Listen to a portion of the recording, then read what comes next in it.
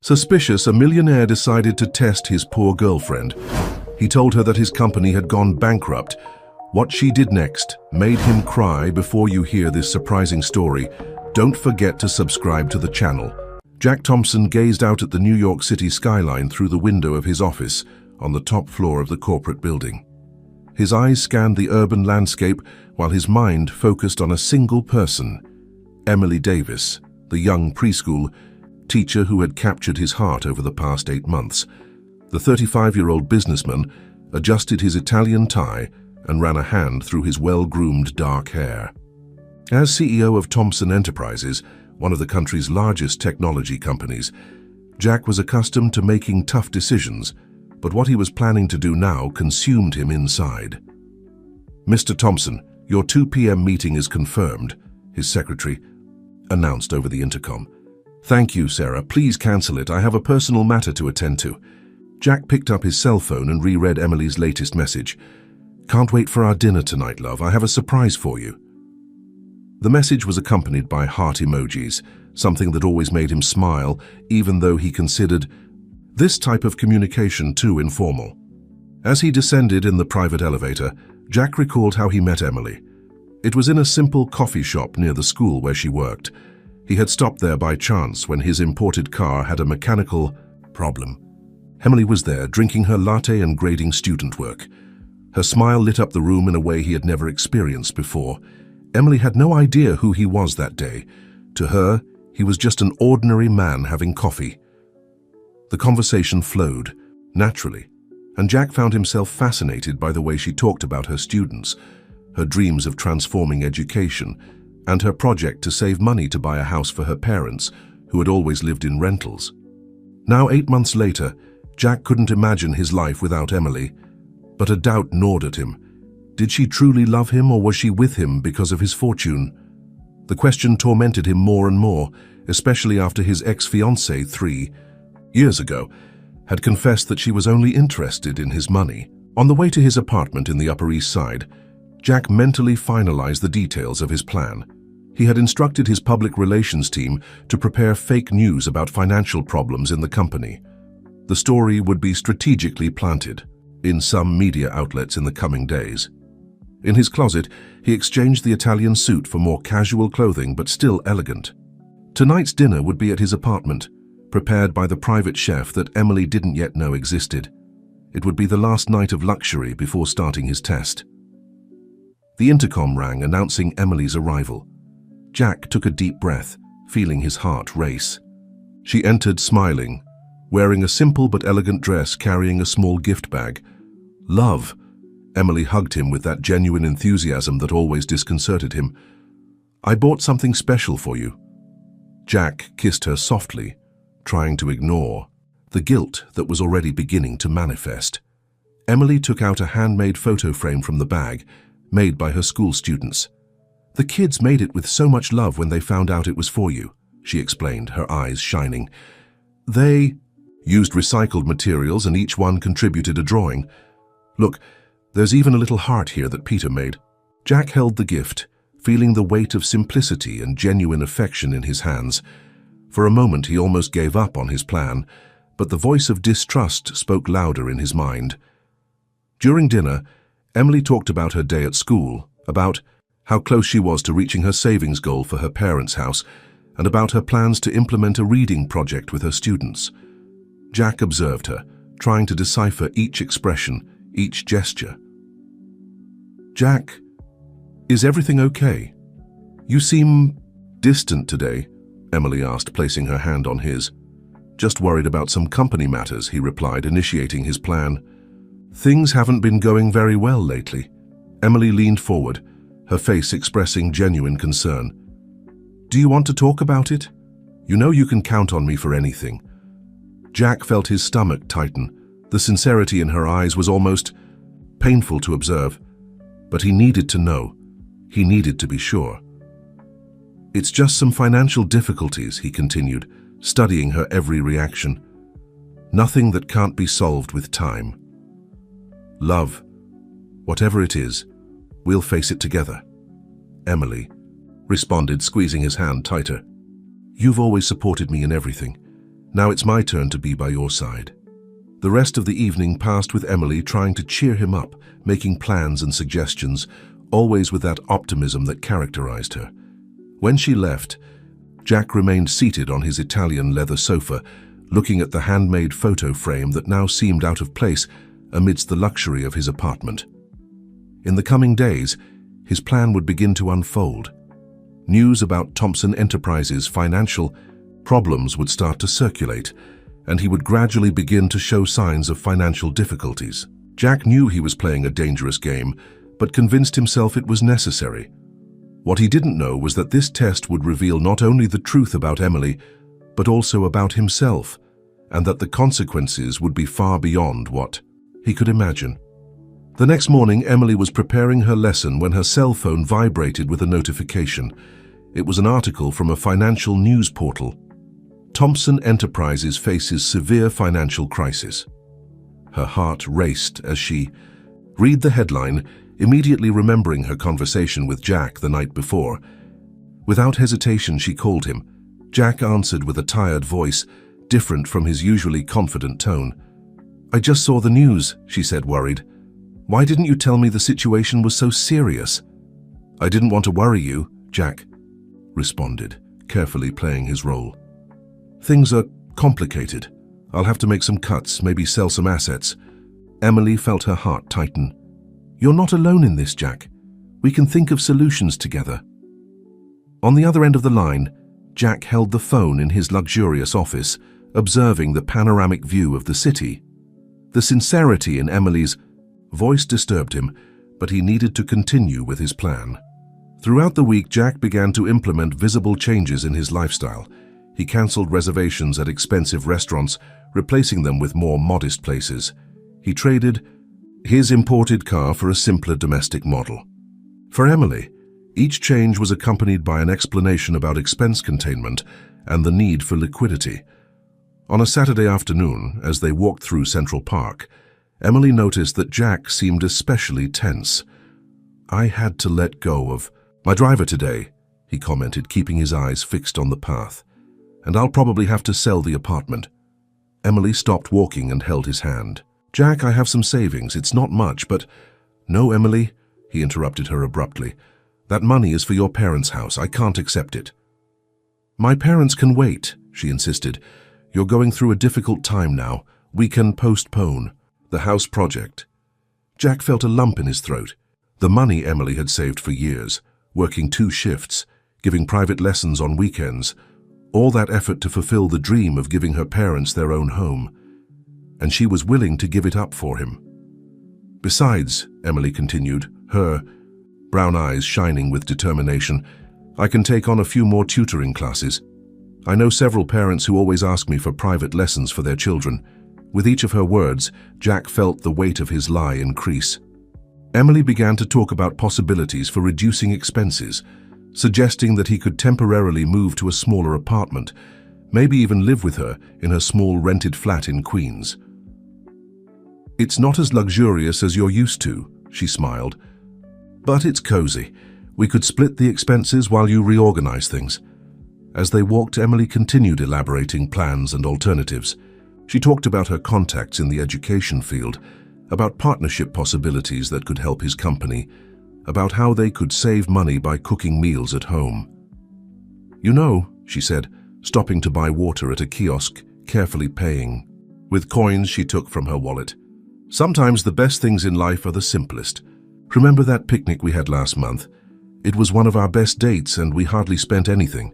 Jack observed her every gesture, every word carefully chosen not to hurt his pride, every encouraging smile. Emily was not just offering financial help. She was offering partnership, companionship, emotional strength. That night, in his still luxurious apartment, Jack relived every moment of the day. He opened his work folder, where he kept the true company reports, showing record profits and continuous expansion. Next to it was the handmade photo frame that Emily had given him, with colorful and imperfect drawings made by her students. His phone rang. It was a message from Emily. "Love, I've been thinking. I have some jewelry from my grandmother. They're not very valuable, but maybe they can help. And don't worry, we'll get through this together. I love you." Jack sat in his Italian designer armchair, feeling the weight of his charade. Emily's genuine concern, her willingness to sacrifice her own dreams to help him, was beginning to affect his determination to continue with the test. But a voice in his mind insisted that he needed to be absolutely sure. After all, his ex-fiancée had also been convincing at first. He decided he needed to take the test a little further, to test the limits of this love that seemed so true. What Jack didn't realize was that with each passing day, Emily's every gesture was not only testing her love, but also exposing his own insecurities and prejudices. The test he had so meticulously planned was beginning to reveal much more about himself than about her. The following month brought even more drastic changes to Jack's life. Following his meticulously elaborated plan, he began to dispose of valuable objects, always ensuring that Emily knew of each sacrifice. What she didn't know was that all items were carefully stored in a private warehouse. On a Sunday afternoon, Emily arrived at Jack's apartment carrying several grocery bags. She had insisted on preparing lunch, arguing that it made no sense to spend money on expensive restaurants at that moment. "I brought everything to make that lasagna you love," she announced, entering the high-end kitchen that was rarely used. "And look, I got some great deals." Jack watched her move around the kitchen with familiarity, separating ingredients and humming softly. Her hands, which normally held chalk and colored pencils, now cut vegetables with surprising precision. "I need to tell you something," she said while assembling the lasagna. "I got 2 more tutoring groups. They're on Saturdays, but the pay is really good." "Emily, you already work too much," Jack protested, feeling a pang of guilt. "I don't want you to overburden yourself because of me." "It's not a burden," she smiled, wiping her hands on the apron she had brought from home. "It's what we do for those we love. Besides," she hesitated for a moment, "I made an important decision." Jack felt his heart race. Emily took a folded paper from her pocket and handed it to him. It was a bank statement showing her savings from the last 5 years. "I want you to use this," she said firmly. "It's all my savings for my parents' house. There's almost $200,000 there." Jack felt as if he had been punched in the stomach. He knew exactly how much that money meant to Emily and her parents, who lived in a rented house in a simple neighborhood in Queens. "I can't accept it," he said, trying to return the paper. "Yes, you can," Emily insisted, holding his hands. "My parents will understand. You know they adore you. When I told them about the company's situation, do you know what my mom said? That family is for times like these." Jack sat heavily on the kitchen stool, feeling the weight of his actions more than ever. Emily continued talking while finishing, preparing lunch. "I talked to them yesterday. Dad even suggested selling his car to help. Of course we won't accept that, but do you see how much they care about you?" The lasagna was in the oven when Emily took her purse and pulled out another envelope. "There's one more thing," she said, carefully opening the envelope. "These are my grandmother's jewels. They're not very valuable, but—" Jack couldn't continue, looking. The jewelry was simple but carried stories from 3 generations of Emily's family. He knew they were the only valuable pieces her grandmother had managed to save during her entire life, working as a seamstress. "We can sell everything," Emily continued, her eyes shining with determination. "I've already researched some buyers of antique jewelry, and look at this ring. Thought it was my grandmother's engagement ring. She gave it to me when I turned 18, said it was for me to use on my own engagement someday." Jack watched Emily talk about selling her family heirlooms with the same naturalness with which she talked about giving classes. There was no hesitation in her voice, no sign of regret or resentment. "And there's more," she continued, now with an even bigger smile. "I talked to the school principal.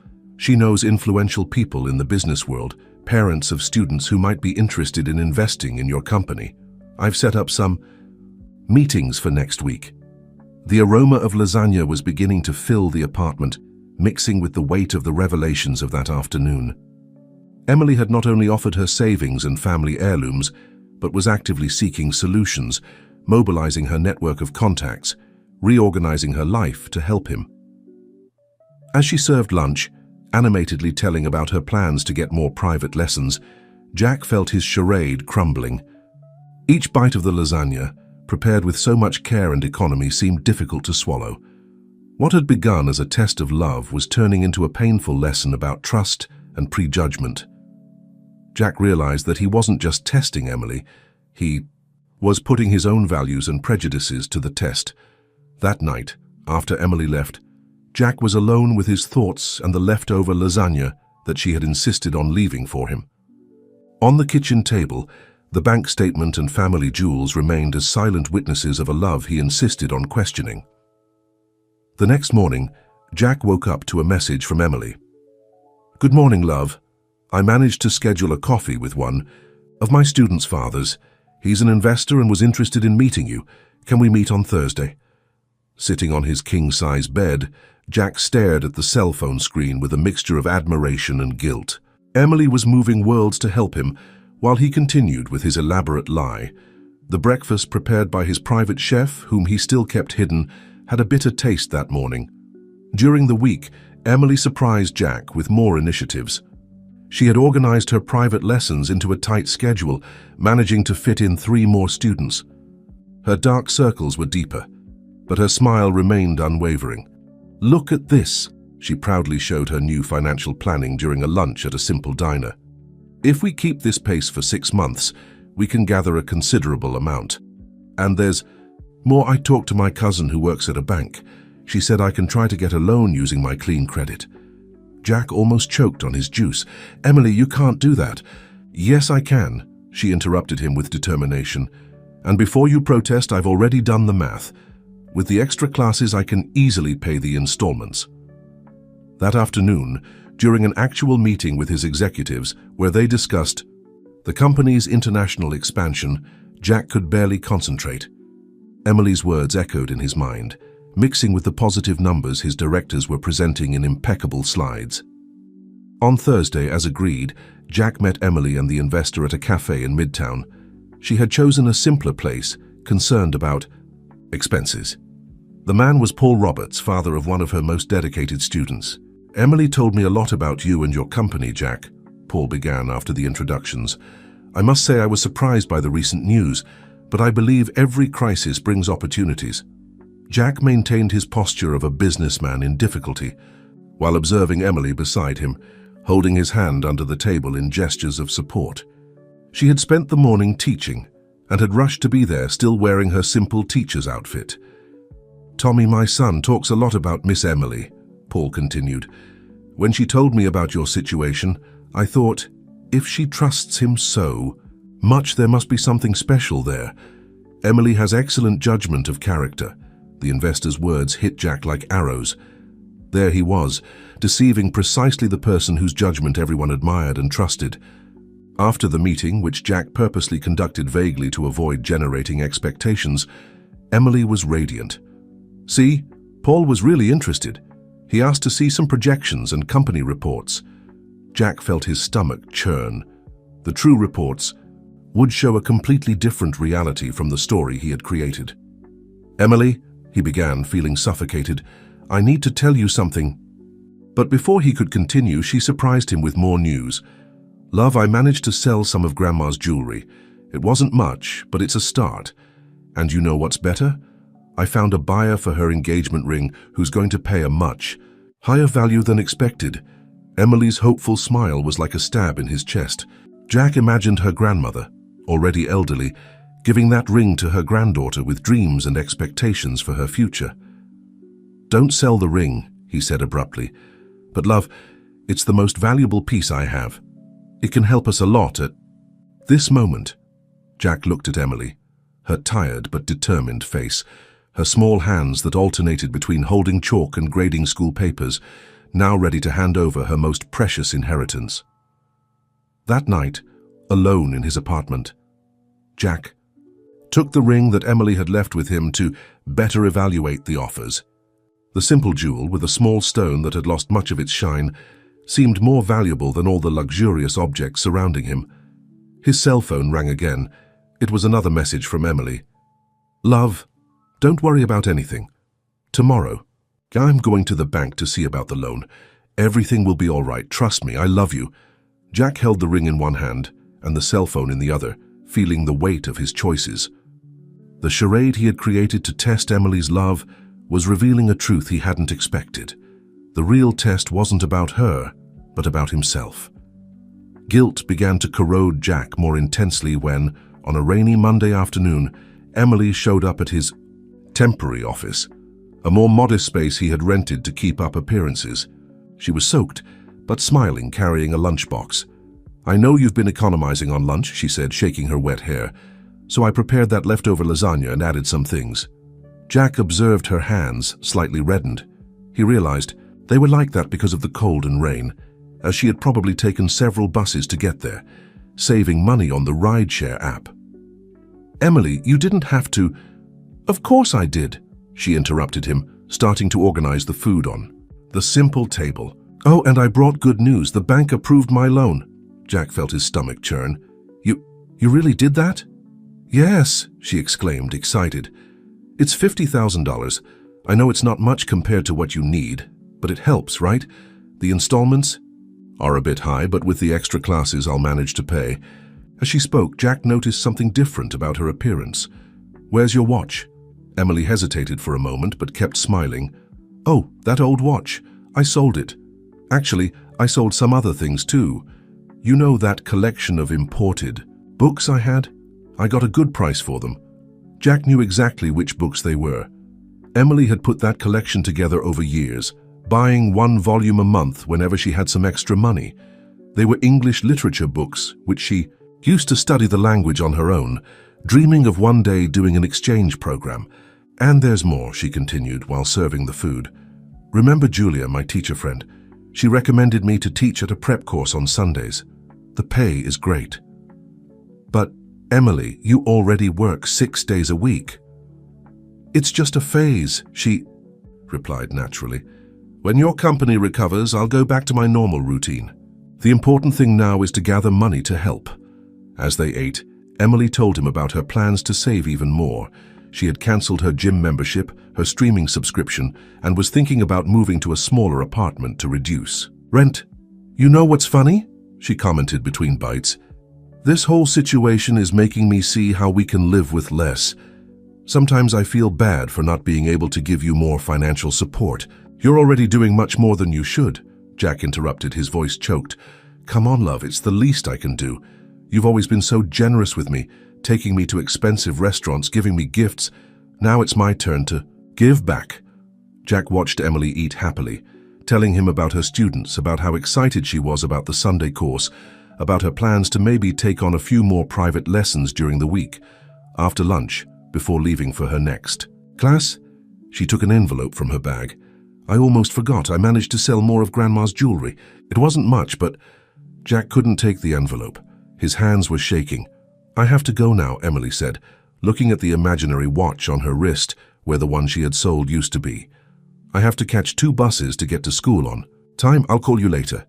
She kissed him affectionately and left, facing the rain falling outside again. Jack remained seated, looking at the envelope on the table and at the remains of the lunchbox she had brought. His cell phone rang.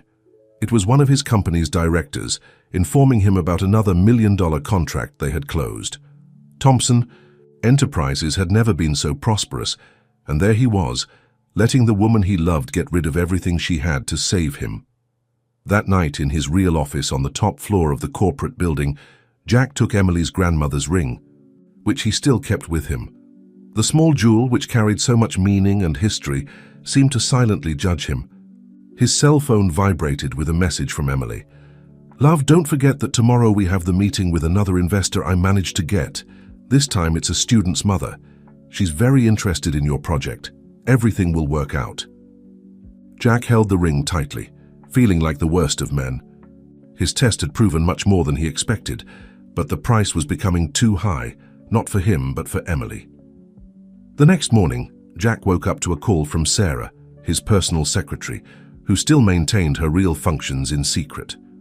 "Mr. Thompson, the board is concerned about the crisis rumors.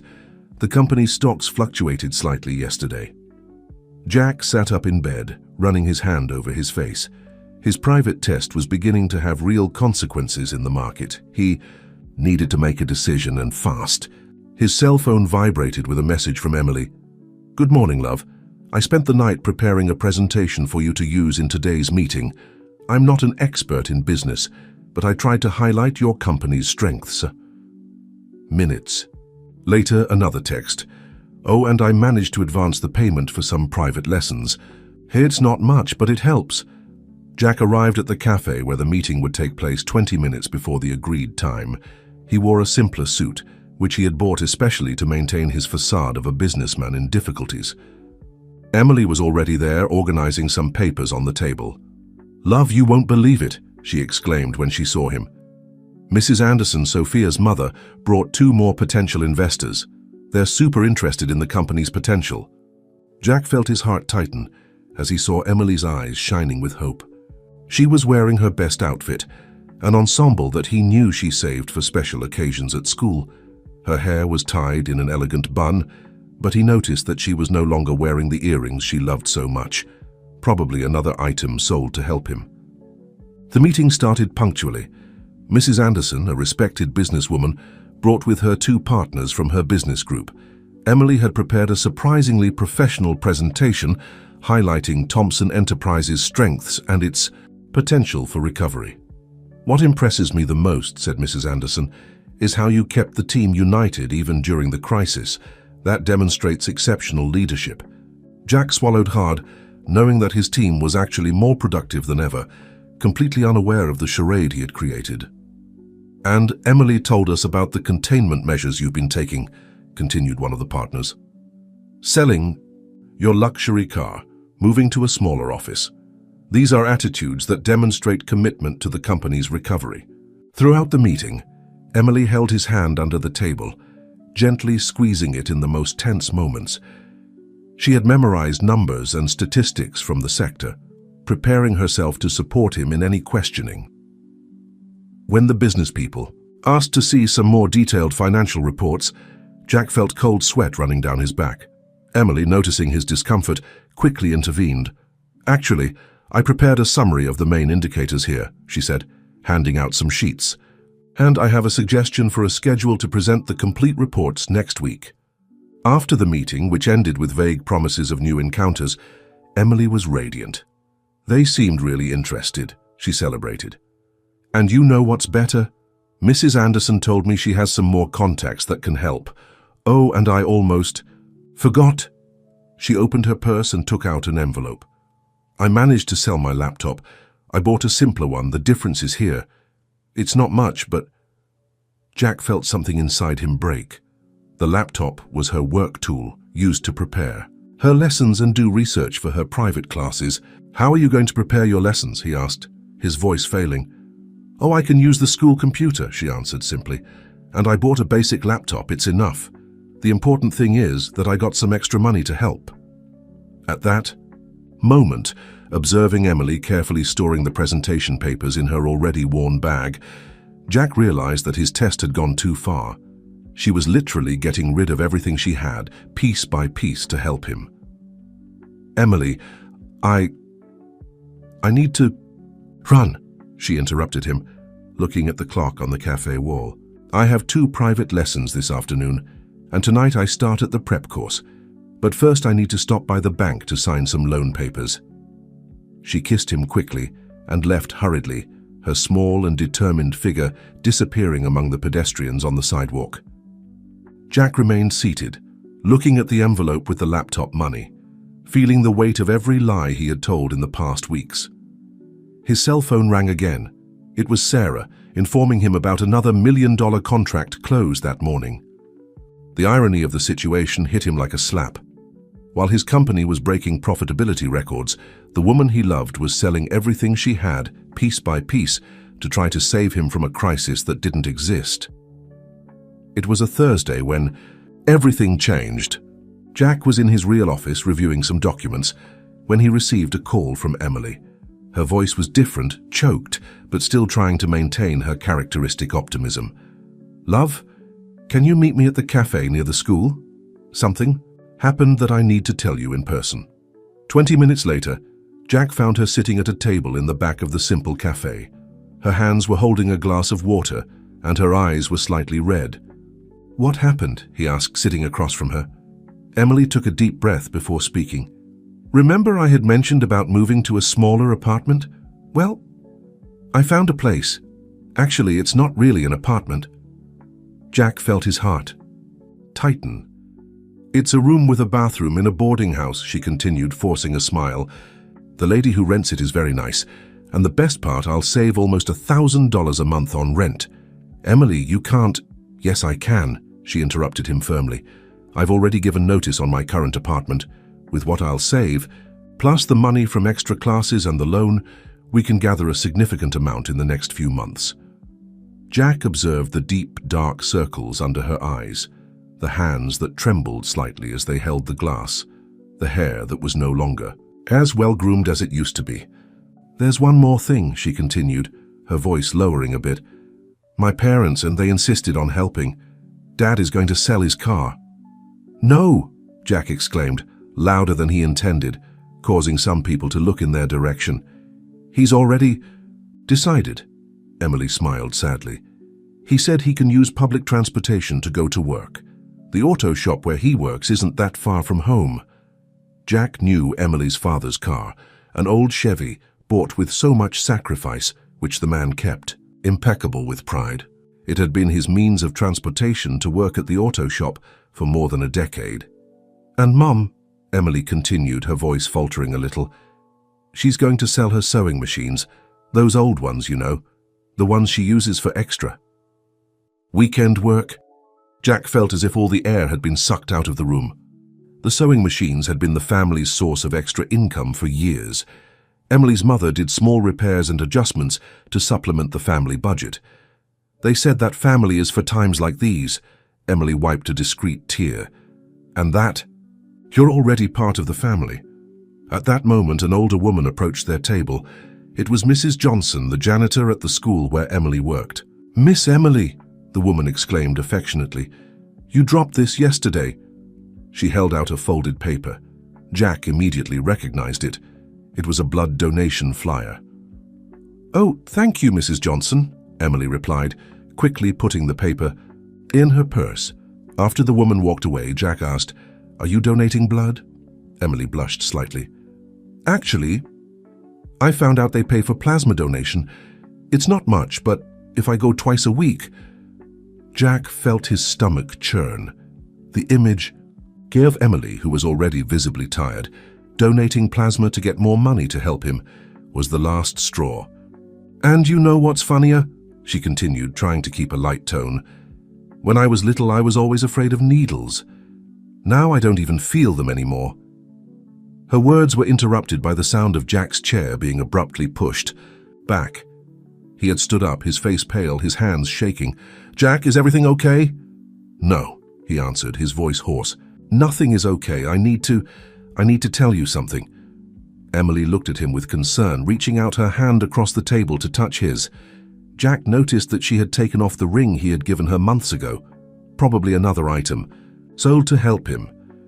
"What is it, love? You're scaring me." Jack looked at that woman in front of him, the woman who was willing to sell everything, move to a boarding house, donate plasma, work non-stop, all to help him. The woman whose parents were ready to sell their work tools for him. The woman who, even exhausted, still maintained a hopeful smile on her face. "I need to tell you the truth," he finally said, his voice trembling. "The whole truth." The cafe was almost empty at that time of the afternoon. The noise of the coffee machine in the background seemed deafening in the silence that followed. Jack's words. "What truth?" Emily asked, her face showing a mixture of concern and confusion. Jack took a deep breath, feeling the weight of every lie he had told in the past weeks pressing on his chest. His hands trembled on the cafe table. "The company, it's not in crisis," he began, his voice low and shaky. "In fact, it never was. Everything was a test." Emily blinked a few times, as if trying to process the words she had just heard. "A test? What do you mean a test?" I created this whole situation. The news about the crisis was planted, the smaller office is just a facade, my car is stored in a private garage." The silence that followed was deafening. Jack observed Emily's face gradually change as understanding hit her. First came confusion, then disbelief, and finally something he had never seen in her eyes before. Deep disappointment. "Why?" she asked simply, her voice almost a whisper. "I needed to be sure that you were with me for me, not for the money." The words came out rushed. "After what happened with my ex-fiancé." "So you decided to test me," Emily interrupted, her voice trembling. "Like an experiment?" "Emily, do you have any idea?" She took a deep breath, trying to control her emotion. "Do you have any idea what I've been through in the past few weeks? The sleepless nights worrying about you. The fear of seeing you lose everything you've built?" Jack tried to reach for her hand across the table, but she quickly withdrew it. "My parents," Emily continued, tears starting to roll down her face. "My dad is going to sell his car tomorrow. That car that took him 5 years to be able to buy, and my mum, she's already started advertising her sewing machines. I'll explain everything to them," Jack tried to intervene. "I'll compensate them." "Compensate?" Emily laughed humorlessly.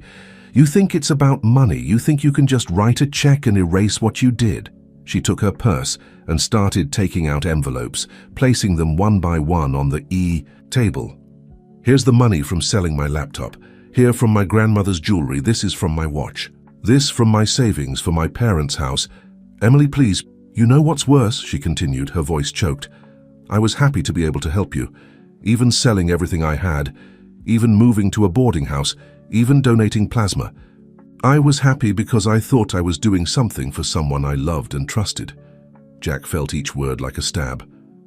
"But now I understand," she stood up, grabbing her purse. "You never trusted me. From the beginning, you were testing me, observing me, waiting for me to prove something. I was wrong," Jack admitted, his voice breaking. "I realized that weeks ago, but I didn't know how to stop." "You could have stopped when you saw me sell my grandmother's jewelry, or when you knew I was donating plasma, or when my parents offered to sell everything they had to help you." Emily wiped the tears with the back of her hand. "But you continued. You continued to see me destroy my life, sell my things, end my savings, all to prove a point." She picked up her purse and turned to leave, but stopped for a moment. "You know what's ironic?" she said without looking back. "You wanted to be sure that I wasn't with you for money, but it was you who reduced our relationship to that. It was you who decided that my love needed to be measured in dollars." With those words, Emily left the cafe, leaving Jack sitting alone looking at the envelopes on the table, the material evidence of a love he had questioned and in the process possibly destroyed. His cell phone vibrated. It was a message from the bank confirming another $1 million transaction for the company. The irony of the situation hit him with full force. In his obsessive quest to prove the value of Emily's love, he had only proven his own insecurities and prejudices. In the days that followed, Jack found himself in a whirlwind of emotions and consequences. Emily's silence was deafening. No calls, no messages, nothing. He tried to contact her countless times, but all his attempts were fruitless. At the company, things were also starting to crumble. The rumors of the supposed crisis, which Jack had planted, were now taking on a life of their own. Investors began to ask questions, business partners expressed concern, and the financial press speculated about the future of Thompson Enterprises. On a particularly tense morning, Jack was summoned for an emergency meeting with the board of directors. "Jack, what the hell is going on?" asked William Vance, the oldest member of the board. "We have reports showing record profits, but the market is panicking, thinking we're on the brink of bankruptcy." Jack looked at the confused and concerned faces around him. These were men and women who trusted him, who had invested not only money, but years of their lives in the company. I made a terrible mistake," he began, his voice trembling slightly. In the following minutes, Jack confessed everything. He explained about his plan to test Emily, about the fake news he had planted, about how the whole charade had gotten out of control. The silence that followed was oppressive. The board members stared at him with a mixture of disbelief and disappointment. "Do you have any idea what you've done?" Carla Mendez, the financial director, finally spoke. "You not only compromised the company's reputation, But you put at risk the livelihood of thousands of employees. Carla's words hit him like a punch to the stomach. In his obsession with testing Emily's love, he had completely forgotten about the lives that depended on the company's stability. "We're going to need an immediate crisis management strategy," said Robert Almeida, the communications director. "And you, Jack, will have to come forward and explain this situation." In the weeks that followed, Jack found himself at the center of a media storm. The story of the billionaire CEO who faked a crisis to test his girlfriend spread like wildfire. Newspapers, TV shows, and social media talked about nothing else. Thomson Enterprises took a hard hit. The stock plummeted, contracts were suspended, and market confidence was shaken. Jack worked tirelessly to try to repair the damage, but he knew that some wounds would take a long time to heal. In the midst of all this professional chaos, it was Emily's absence that tormented him the most. He had tried everything: flowers, letters, messages. He even went to the school where she worked, only to find out that she had requested temporary leave. It was on a rainy afternoon, almost a month after the revelation at the cafe, that Jack finally got a glimpse of Emily. He saw her coming out of a bank in the city center. His heart raced when he saw her, but what he noticed next left him devastated. She looked exhausted, thinner, and was carrying a stack of documents that he recognized as loan papers. At that moment, Jack realized the full extent of the damage he had caused. Emily wasn't just dealing with a broken heart, but also with the financial consequences of his actions. The loan she had taken out to help him, the savings she had spent, the things she had sold. He watched her get on a crowded bus, disappearing, among the crowd of workers returning home at the end of the day. The scene was a stark contrast to the life they had together just a few weeks ago. Back in his luxurious apartment, Jack sat on his Italian leather sofa, holding the handmade photo frame that Emily had given him, the only item he didn't have the courage to hide during his charade. The smiling faces of Emily's students stared at him, reminding him of the purity and sincerity he had questioned and, in the process, possibly destroyed. His phone rang. It was Sarah, his secretary, informing him about another emergency meeting with the shareholders. Jack hung up the phone without answering. For the first time in his life, he felt truly lost. His business empire was shaking, his reputation was in tatters, but it was the loss of Emily and the trust she had placed in him that devastated him the most. On the coffee table, next to the photo frame, was Emily's grandmother's small engagement ring, the last item she hadn't sold and which Jack didn't have the courage to return. Looking at that simple jewel, Jack realized that, in his obsessive quest to prove the value of Emily's love, he had lost the most valuable thing he had ever possessed. The weeks turned into months, and Jack found himself on a journey he never imagined he would take. Thomson Enterprises, though shaken, slowly began to recover. Jack had implemented a series of unprecedented transparency measures in the company in an attempt to restore the confidence of the market and employees. But while his professional life was gradually stabilizing, his personal life remained in ruins. Emily remained unreachable, and guilt consumed him day after day. It was on a Sunday afternoon, while walking aimlessly through Central Park, that Jack had an epiphany. He observed families having picnics, couples holding hands, children running and laughing. The simplicity and joy of those scenes hit him deeply. At that moment, Jack realized that his obsession with control and his need to prove Emily's love came from a place of deep insecurity. It wasn't about the money. It was about his own inability to trust, to truly surrender to a relationship. With this realization, Jack decided that he needed to change, not just for Emily, but for himself. He began attending therapy, something he had always considered unnecessary in the past. In the sessions, he explored his insecurities, his fear of abandonment, and the pressure he felt to always be in control. In parallel, Jack initiated a personal reparation project. He started with Emily's parents. After weeks of trying to make contact, he finally managed to get a meeting with them.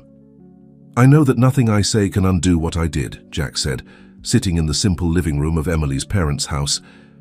"But I came here to try to repair somehow the damage I caused." He explained his plan.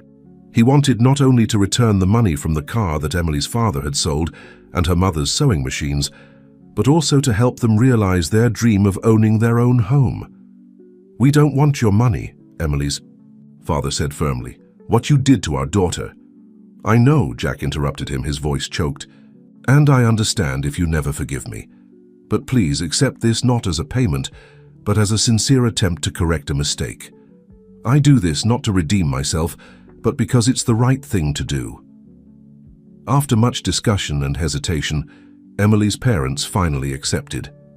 Not for the money itself, but for the sincerity they saw in Jack's eyes.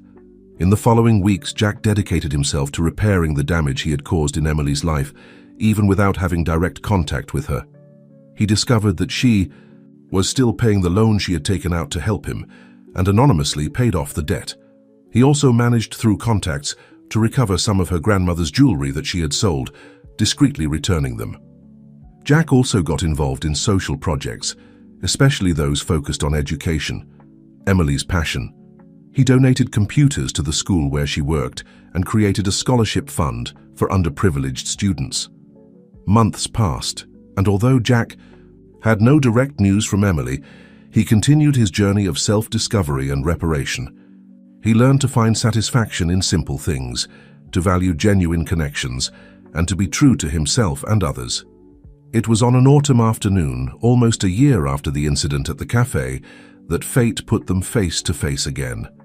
Jack was leaving a meeting with the principal of the school, where he had implemented the scholarship program, when he saw Emily in the hallway. Their eyes met, and for a moment, the world seemed to stop. Emily looked different, stronger, more confident. Her eyes, which had always looked at him with love and admiration before, now carried a mixture of emotions that Jack couldn't decipher. "Hi," he said simply, his heart racing. "Hi," she responded, her voice calm but with a slight tremor. The silence that followed was loaded with unspoken words, regrets and possibilities. Jack knew that this moment could be his last chance, and for the first time in his life, he decided to be completely vulnerable and honest. "Emily," he began, his voice low and sincere, "I know it's probably too late and that you may never be able to forgive me, but I want you to know that every day since that afternoon at the cafe has been a journey of regret, self-reflection, and change for me. I'm not here to ask for a second chance, but to say that you taught me the true meaning of love and trust, even if I realized it too late." Emily observed him for a long moment, her eyes filling with unshed tears. Finally, she spoke. "Jack, you hurt me in a way I never thought possible, but you also made me realize my own strength. This year has been a journey for me too." She paused, taking a deep breath before continuing. "I don't know if we can ever go back to what we were, but maybe we can start over. Not as we were before, but as the people we've become after all this." Emily's words were like a ray of sunshine after a long storm. It wasn't a promise of immediate reconciliation, but it was an opening, a possibility. "I would really like that," Jack responded, a small smile forming on his lips. As they walked together out of the school, hesitantly talking about the changes in their lives over the past year, Jack realized that, regardless of the outcome, he had learned the most valuable lesson of all. True love doesn't need tests or proof. It simply is, in its purest and most unconditional form. The future was uncertain, but for the first time in a long time, it was full of genuine hope and possibilities. The days that followed the reunion at the school were marked by a mixture of cautious hope and anxiety for Jack and Emily. They had agreed to meet for coffee, a neutral ground to begin rebuilding what had been shattered. The chosen location was a small cafe in Brooklyn, far from the luxurious environments that were once part of their routine. Jack arrived first, nervous, adjusting the simple shirt he had carefully chosen, no longer the expensive suits from before. When Emily entered, Jack's heart raced. She was different, not just in appearance but in her aura. There was a confidence in her steps that he didn't remember seeing before. "Hi," she said, sitting across from him. "Hi," he replied, fighting the urge to take her hand. "Thank you for coming." They ordered their coffees, and for a few moments, an uncomfortable silence hung between them. It was Emily who finally broke the ice. "So, I heard you've been doing a lot for the school," she commented, her eyes studying the cup in front of her. Jack nodded. "It's the least I could do. Education has always been your passion, and I wanted to honor that somehow." Emily looked him in the eyes for the first time. "Why, Jack? Why did you do all that?" The question hung in the air, heavy and inevitable. Jack took a deep breath, knowing that his answer could determine the course of everything that would follow. "Fear," he said simply. "Fear of being loved for who I was, not for what I had. Fear of trusting and being betrayed again, but mainly fear of not being worthy of the love of someone like you." He paused, taking a sip of coffee to calm his nerves. "But I understood too late that by trying to prove your love, I was actually doubting it, and in the process I only proved my own insecurities." Emily listened attentively, her eyes filling with unshed tears. "Do you have any idea how much you hurt me?" "I think about it every day," Jack replied, his voice choked. "And if I could go back—" "But you can't," Emily gently interrupted him.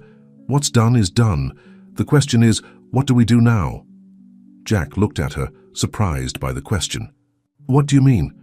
"Jack, this year has changed both of us," she explained. "I learned a lot about myself, about my strength. I realized that I can overcome things I never imagined I was capable of." She paused, carefully choosing her next words. "But I also realized that despite everything, I couldn't hate you. I was hurt, disappointed, furious. But I never managed to completely remove you from my heart." Jack's heart raced at these words, but he restrained himself, knowing that he needed to hear everything she had to say. "However," Emily continued, "if there's any chance for us, we need to rebuild everything from scratch. Trust, respect, communication, everything."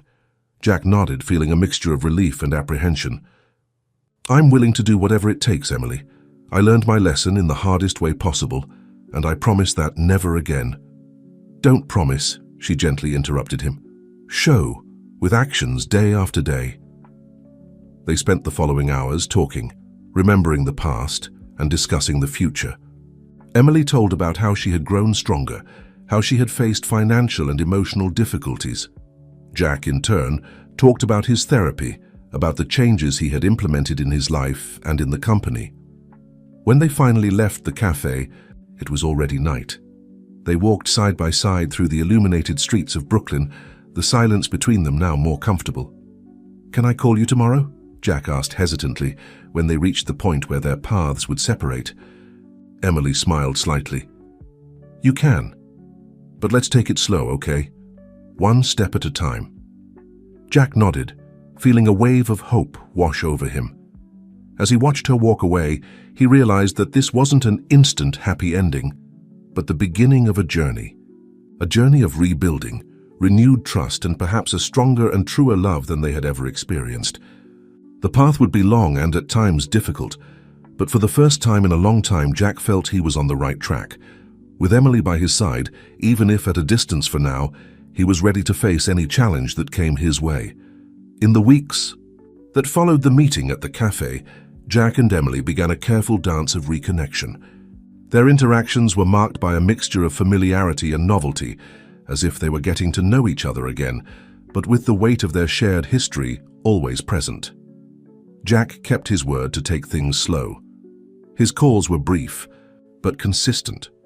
He asked about Emily's day, listened attentively to her stories about the school and students, and shared small details about his own personal and professional progress. A month after their reunion, they scheduled a second meeting. This time it was Emily who suggested the location, a small park near the school where she worked. "I thought we could have a picnic," she proposed on the phone. "Something simple, you know." Jack agreed immediately, feeling a wave of nostalgia as he remembered the picnics they used to have at the beginning of their relationship. On the agreed day, Jack arrived at the park, carrying a simple but carefully prepared basket. There were sandwiches, fruits, and even the homemade cookies that Emily loved so much. He had asked her mother for the recipe and tried to make them himself, with surprisingly good results. Emily arrived shortly after, carrying a thermos with coffee. "I thought you might like this," she smiled, showing the thermos. They sat on a bench under a large tree, the autumn sun filtering through the leaves. For a moment, they sat in silence, just appreciating the landscape and each other's company. "How are things at school?" Jack asked, breaking the silence. Emily smiled, her eyes lighting up as they always did when she talked about her work. "They're going well. You know that reading project I wanted to implement? We finally managed to start it." Jack listened attentively as she described the project, how the children were responding, the challenges she faced. He found himself admiring not just what she was saying, but how she was saying it, the passion in her voice, the sparkle in her eyes. "And you?" she asked after a while. "How are things at the company?" Jack hesitated for a moment. "They're different. We've implemented several changes. More transparency, more focus on social responsibility. It hasn't been easy, but I feel we're on the right track." Emily observed him carefully. "You seem different when you talk about the company now." "That's because I am different," Jack admitted. "Before it was all about numbers, profits, expansion. Now I'm trying to build something with more purpose." They continued talking, sharing stories from their days, laughing at small anecdotes. At times it was almost like before, the ease of conversation, the comfort of each other's presence. But there was also a new layer of caution, of vulnerability. As the sun began to set, painting the sky in orange hues, Jack felt it was time to address the elephant in the room. "Emily," he began, his voice serious, "I know we still have a long way to go, but I want you to know that I'm committed to this, to us." Emily looked him in the eyes, her expression soft but cautious.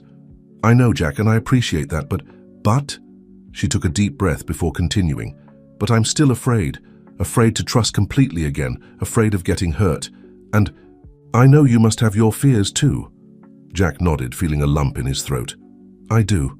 Afraid of not being worthy of your trust, of making the same mistakes." Emily reached out, lightly touching his hand.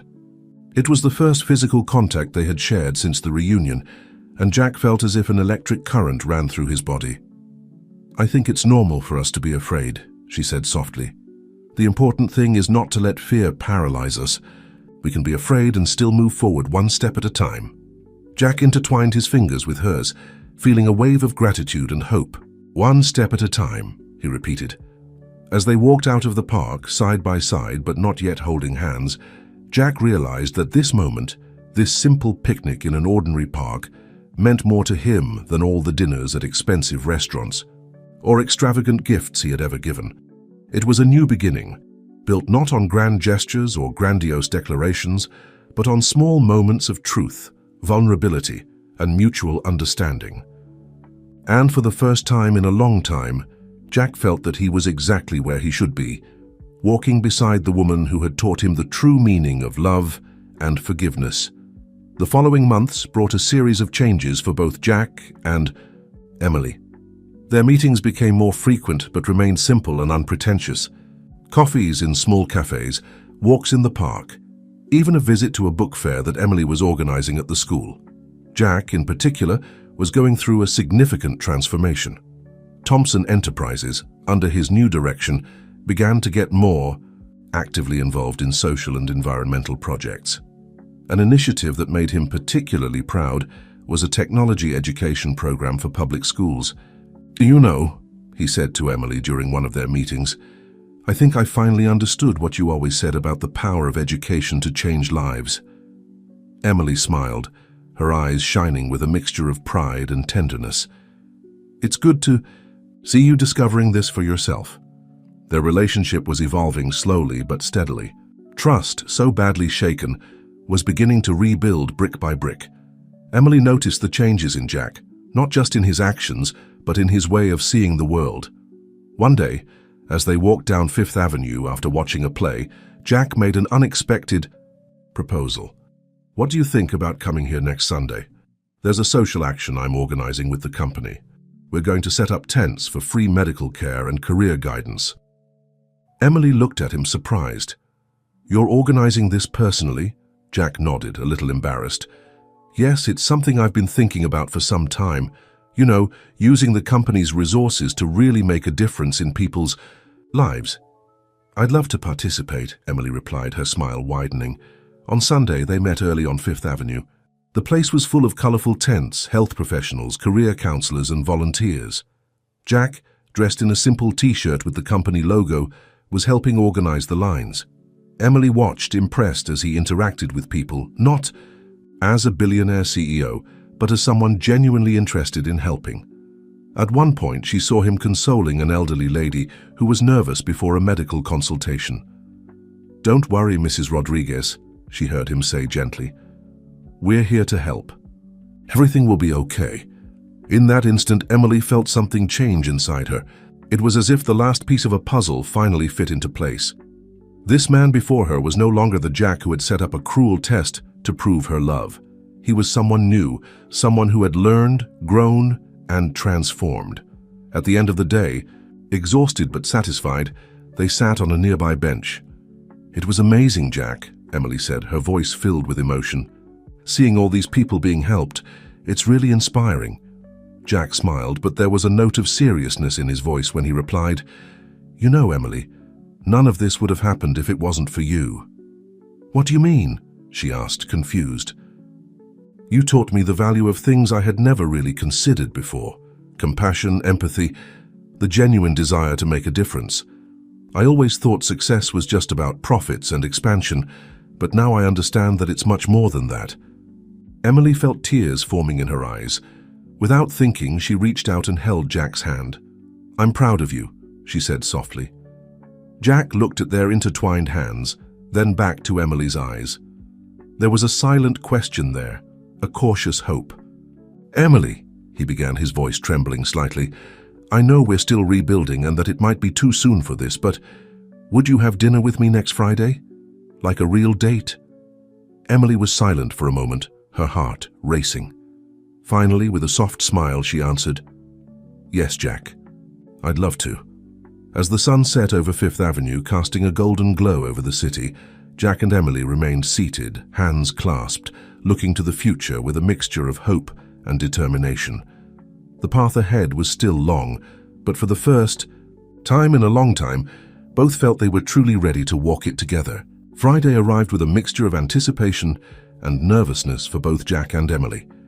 They had agreed to meet at a simple but cozy restaurant in Greenwich Village, a place quite different from the luxurious establishments Jack used to frequent in the past. Jack arrived first, wearing a light blue shirt and dark pants, a more casual look than his former expensive suits. He had spent the entire afternoon in a tense meeting with investors, discussing the company's new social guidelines, but now, sitting at the restaurant table, he felt a completely different kind of anxiety. When Emily entered, Jack felt his heart race. She looked beautiful in a simple dress, her hair loose framing her face. For a moment, it was as if time had turned back before all the mess he had created. "Hi," she said, smiling shyly as she sat down. "Hi," he replied, resisting the urge to stand up and pull out the chair for her as he used to do. "You look beautiful." The dinner started a bit tensely, both aware of the weight of this moment. But gradually, the conversation flowed more naturally. They talked about work, about the social project from last Sunday, about dreams and plans for the future. "You know," Emily said, after a moment of comfortable silence, "I never thought we'd be here again. There were moments when I thought everything was over forever." Jack nodded, feeling the weight of his past actions. "Me too, and I would have completely understood if you never wanted to see me again." Emily looked him in the eyes, her expression serious. "For a long time, that's how I felt. But then, I started to see changes, not just in you, but in the impact your actions were having on other people's lives." She paused, taking a sip of her wine before continuing. "The project at the school, the scholarship program, the social action. Jack, you've really changed." "Thanks to you," he responded softly. "You showed me a world I didn't even know existed. A world where success isn't measured just by numbers in a bank account, but by the positive impact we can have on others' lives." Emily smiled, but there was a shadow of concern in her eyes. "Jack, I'm still afraid sometimes, afraid to trust completely again." Jack reached out across the table, gently touching her hand. "I understand, and I want you to know that I'm willing to regain your trust, no matter how long it takes. Day after day, action after action." They remained silent for a moment, their hands joined on the table. It was Emily who finally broke the silence. "Remember our first fight, when you wanted to give me that super expensive necklace, and I said, I preferred something more meaningful?" Jack laughed softly. "How could I forget? It was the first time someone said no to an expensive gift from me." "Well," Emily continued, a mischievous glint in her eyes, "do you know what I really wanted back then?" "What?" "For you to come with me on one of my school field trips, spend an entire day with 5-year-olds playing in the park, telling stories." Jack felt a wave of regret as he realized how many opportunities he had missed in the past. But then an idea came to his mind. "Emily," he said, gently squeezing her hand, "I know I can't go back and change the past, but what if we started over? Not as we were before, but as the people we've become now." He took a deep breath before continuing. "What do you think about going together on your class's next field trip? No luxuries, no pretensions, just the two of us, the children, and a day in the park." Emily's eyes filled with tears, but there was a radiant smile on her face. "I would love that, Jack, more than you can imagine." At that moment, sitting at the table of a simple restaurant in Greenwich Village, Jack and Emily made a new promise to each other. Not with grand words or extravagant gestures, but with the silent certainty that this time they would build something true, based on mutual understanding, respect, and a love that had been tested and strengthened by adversity. The day of the SIAC school field trip dawned sunny and pleasant. Jack woke up early, a mixture of anxiety and excitement bubbling in his chest. He dressed casually, jeans, t-shirt, and comfortable sneakers, something he rarely wore before. He arrived at the school before the agreed time, watching the children arrive excited, their small, colorful backpacks full of snacks and toys for the day in the park. When Emily appeared, coordinating the line of eager students, Jack felt his heart fill with an emotion he couldn't name. "Good morning, Mr. Jack," shouted one of the students, recognizing him from previous visits to the school. Soon, a small crowd of children surrounded him, asking questions and pulling his shirt with curious little hands. Emily observed the scene with a smile, seeing how Jack crouched down to be at the children's height, patiently answering each question, no matter how absurd. It was a side of him that she was discovering and appreciating more and more. The day in the park was a transformative experience for Jack. He ran, played, told stories, and even helped clean scraped knees. He saw the world through the children's eyes, full of wonders, possibilities, and pure joy. During a moment of calm while the children were having their snacks, Jack and Emily sat on a nearby bench, observing the group. "Thank you for this," Emily said softly. "It means a lot to me to see you here being part of this world." Jack smiled, feeling lighter than he remembered in years. "I'm the one who should thank you, Emily. You've opened my eyes to so many things. You know, this morning, before coming here, I signed the documents to create an educational foundation. We're going to expand the scholarship program and create technology centers in underprivileged areas." Emily looked at him, surprised and moved. "Jack, that's incredible." "And there's more," he continued, turning to face her. "I want you to be part of this, not as my girlfriend, but as a professional.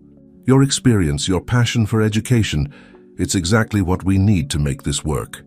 Emily was speechless for a moment, processing what she had just heard. I don't know what to say." "Say you'll think about it," Jack replied with a gentle smile. "You don't have to decide now. It's a professional proposal, independent of our personal relationship."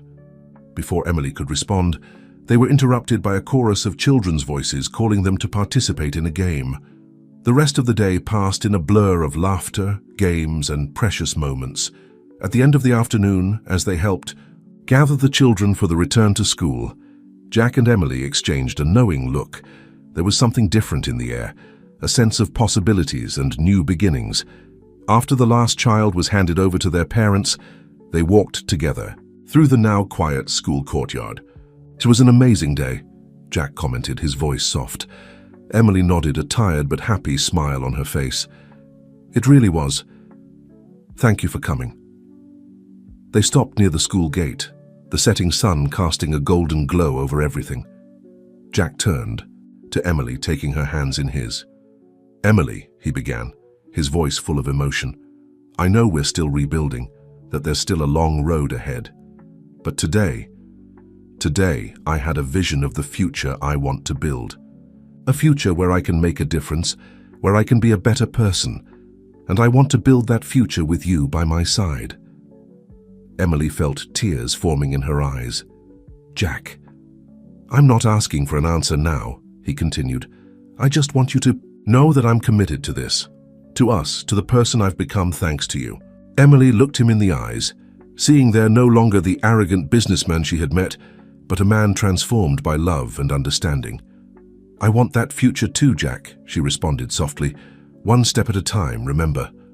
Jack smiled, leaning in to kiss her gently.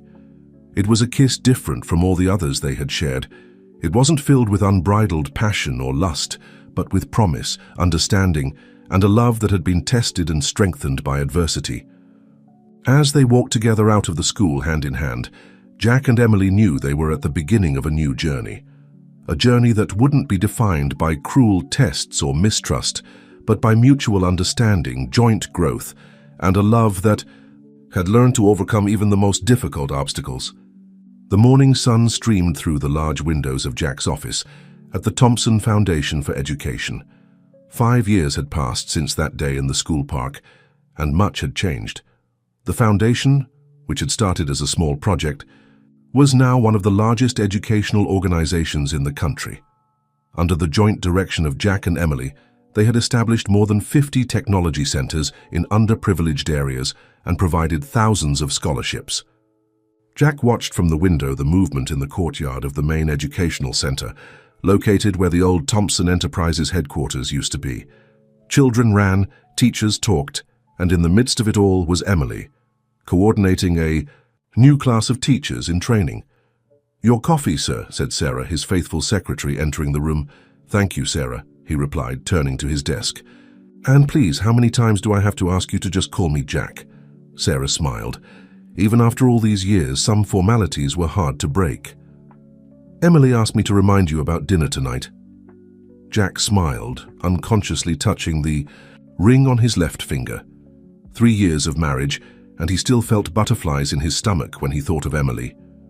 The wedding had been simple, held in the courtyard of the school where it all began. Emily's students were the ring bearers and flower girls, and the reception was a big community picnic. No excessive luxuries or ostentation, just love, joy, and the presence of the people who really mattered. His phone vibrated with a message from Emily. "Don't forget that today is a special day. I love you." Jack smiled, remembering the envelope he kept in his drawer. It was the final approval for the largest project they had ever developed together, a network of model schools that would combine quality education with cutting-edge technology, completely free for underprivileged communities. But there was another reason for the day to be special, something that only he knew for now. After months of secret planning with Emily's parents, the dream house she had always wanted for them was finally ready. It wasn't a luxurious mansion, but a cozy house with a large backyard, and most importantly, located just a few blocks from the house he had helped her parents buy years ago. That night, when Emily entered that house for the first time, she would find not only the realization of an old dream, but also a fully decorated nursery. Jack had discovered about the pregnancy weeks earlier when he found the test hidden in the bathroom, but decided to wait for her to tell him when she felt ready. "Sarah," he called through the intercom, "can you cancel my afternoon meetings? I need to take care of some personal details." Picking up his jacket, Jack went down to the courtyard. Emily was finishing a lecture, her face lit up by the enthusiasm she always showed when talking about education. "Hey," he said softly when she finished, "how about we sneak out early today?" Emily smiled, that same smile that had won his heart years ago. "Mr. Thompson, that's very unprofessional of you." "Mrs. Thompson," he replied playfully, "sometimes we have to break the rules." As they walked hand in hand out of the educational center, Jack thought about how his life had changed. The man who had once created a cruel test to prove someone's love now lived each day trying to be worthy of that love. The sun was beginning to set when Jack and Emily arrived at the address he had mysteriously entered into the GPS. Throughout The journey, Emily had tried to guess where they were going, but Jack maintained the secret with an enigmatic smile. "Jack, where are we?" Emily asked when the car stopped in front of a two-story house with a beautiful garden. "Close your eyes," he asked softly. Emily obeyed, feeling Jack guide her along the stone path of the garden. The aroma of jasmine in the air was delicious, and she could hear the soft sound of a water fountain. "You can open them," he finally said. Emily opened her eyes and gasped. They were on the porch of a beautiful house, exactly the way she had always dreamed. Large windows, a cozy porch with a swing, and a garden that seemed to have come straight out of her childhood dreams. "Jack," she began, but the words failed. "Welcome to our home," he said softly, handing her a key with a red bow. Tears began to roll down Emily's face when she realized that the house was just a few blocks away from her parents' house. Jack had remembered every detail she had mentioned over the years about her dream of living close to family. "Do you want to see the rest?" he asked, his heart racing at the thought of the nursery. Emily nodded, still speechless. Jack guided her through the house, showing each carefully planned room. The spacious kitchen where she had always wanted to bake cookies with the children, the library that would be perfect for preparing her classes, the office overlooking the garden. Finally, they reached the last room on the second floor. Jack paused at the door, his heart beating fast. "This," he said softly, "is my favorite room." When he opened the door, Emily brought her hands to her mouth, tears now flowing freely. It was a perfect nursery, decorated in soft shades of green and yellow. A delicate mobile hung over the crib, and on the walls were drawings of trees and birds. How did you know?" she whispered. Jack smiled, pulling her close. "I found the test a few weeks ago. I was waiting for you to tell me when you were ready." Emily buried her face in his chest, sobbing softly. "I was going to tell you at dinner tonight. I had a whole plan." "Well," Jack laughed, "it seems we had the same idea about surprises." They stood there embracing in the middle of the nursery, the setting sun casting a golden glow through the windows. Emily looked around, noticing the small details, the children's books on the shelf, the soft rug, the nursing chair in the corner. "It's perfect," she whispered. "All of this, it's simply perfect." Jack kissed her softly, tasting the salty flavor of her tears. "You deserve all this and much more, Emily. You changed my life, showed me what really matters. This house, our baby, it's just the beginning of everything I want to build with you." Emily smiled through her tears. "Who would have thought that that arrogant businessman who tried to test me would become this amazing man?" "It was you who transformed me," he replied sincerely. "Your love, your strength, your ability to forgive. You taught me what it really means to love someone." They spent the rest of the night exploring their new home, making plans, dreaming about the future. Emily was already imagining the birthday parties in the garden, the Christmas nights on the porch, the lazy Sunday mornings with their baby. When they finally sat on the porch watching the stars, Emily rested her head on Jack's shoulder. "Thank you," she said softly. "For what?" "For changing, for becoming this wonderful man, for giving me this life that I didn't even know I could dream of." Jack kissed her forehead affectionately. "No, Emily, I'm the one who should thank you, for giving me a second chance, for teaching me the true meaning of love." The night was perfect, and there in their new home with a baby on the way, Jack and Emily knew they had finally found their place in the world, together. It was a Sunday afternoon 2 years later. The garden of the Thompson house was decorated with colorful balloons and ribbons. A banner hung between 2 trees announced, "Happy second birthday, Sophie." Little Sophie, with her dark curls and bright eyes like her mother's, ran through the garden with other children, her little pink dress fluttering in the wind. Jack watched her from the porch, his heart overflowing with love. "Thoughtful?" Emily asked, approaching with a cup of coffee for him. Jack smiled, pulling her close. His hand rested gently on Emily's belly, where their second child, a boy, had been growing for 6 months. "I was thinking about how life takes turns," he replied. "Do you know what happened exactly on this day, 7 years ago?" Emily thought for a moment, then her eyes widened with realization. The day you started that silly test? Jack nodded, a trace of shame still present in his expression. And look where we are now. The garden was full of life. Emily's parents chatted animatedly with other guests. Her father, now retired from the auto shop, had become a doting grandfather who spent hours playing with Sophie. Her mother continued to do her sewing work, but now for pleasure, not necessity, and was famous for the little dresses she created for her granddaughter. In the play area Jack had built, several children played, many of them children of Foundation, employees or students from the schools they had created together. The Thompson Foundation for Education had become a model of success, inspiring similar projects across the country. "Daddy!" Sophie shouted, running towards them with outstretched arms. Jack picked her up, covering her little face with kisses. "Are you enjoying your party, Princess?" "Yes," she replied excitedly. "Aunt Sarah gave me a teacher doll." Jack and Emily exchanged a smile. Sophie, even so young, already showed the same passion for education as her mother. Her favorite games involved teaching her dolls and teddy bears. "Emily," Jack said softly after Sophie returned to play with her little friends, "do you regret it?" "Regret what?" "Giving me a second chance, believing that I could change." Emily looked him in the eyes, that same look that had captured his heart years ago. "Never. You know why? Because you didn't just change. You transformed into the best version of yourself. And not for me, but for yourself." Jack kissed her softly, feeling the baby kick against his hand that still rested on her belly. "Mommy, Daddy, time to sing Happy Birthday," Sophie shouted, running back to them. The family gathered around the cake, a beautiful handmade work, decorated with sugar books, a tribute to Sophie's passion for stories. As everyone sang Happy Birthday, Jack looked around, feeling deep gratitude. There was his family, not just Emily, Sophie, and the baby on the way, but everyone who was part of their lives.